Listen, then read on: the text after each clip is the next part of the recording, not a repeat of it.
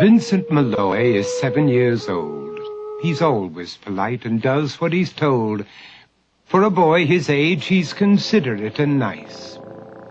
But he wants to be just like Vicent Price.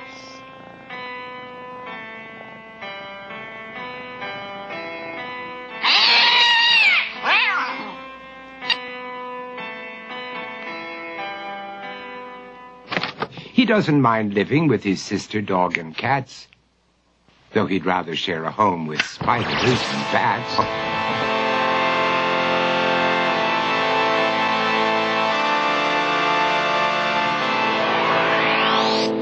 There he could reflect on the horrors he's invented and wander dark hallways alone and tormented.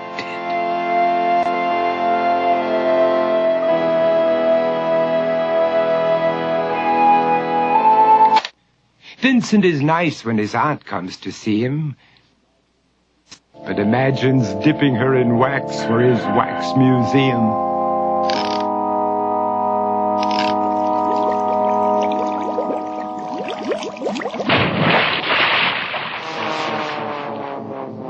He likes to experiment on his dog, Abercrombie, in the hopes of creating a horrible zombie.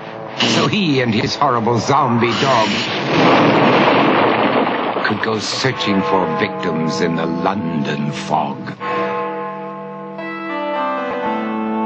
His thoughts, though, aren't only of ghoulish crime. He likes to paint and read to pass some of the time. While other kids read books like Go, Jane, Go, Vincent's favorite author is Edgar Allan Poe. One night, while reading a gruesome tale, he read a passage that made him turn pale. Such horrible news he could not survive, for his beautiful wife had been buried alive. He dug out her grave to make sure she was dead, unaware that her grave was his mother's flower bed.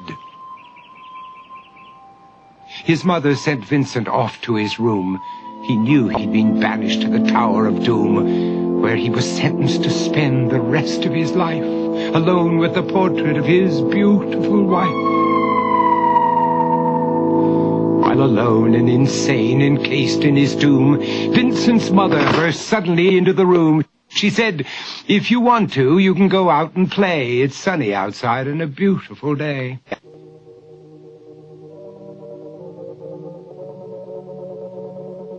Vincent tried to talk, but he just couldn't speak.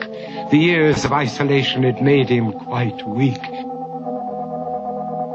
So he took out some paper and scrawled with a pen, "I am possessed by this house and can never leave it again." His mother said, "You're not possessed and you're not almost dead.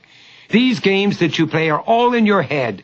You're not Vincent Price, you're Vincent Malloy. You're not tormented or insane, you're just a young boy. You're 7 years old and you are my son. I want you to get outside and have some real fun." Her anger now spent, she walked out through the hall. And while Vincent backed slowly against the wall, the room started to sway, to shiver and creak. His horrid insanity had reached its peak. He saw Abercrombie, his zombie slave, and heard his wife call from beyond the grave. She spoke from her coffin and made ghoulish demands, while through cracking walls reached skeleton hands. Every horror in his life that had crept through his dreams swept his mad laughter to terrified screams. To escape the madness, he reached for the door, but fell limp and lifeless down on the floor. His voice was soft and very slow as he quoted The Raven from Edgar Allan Poe. "And my soul from out that shadow that lies floating on the floor shall be lifted nevermore."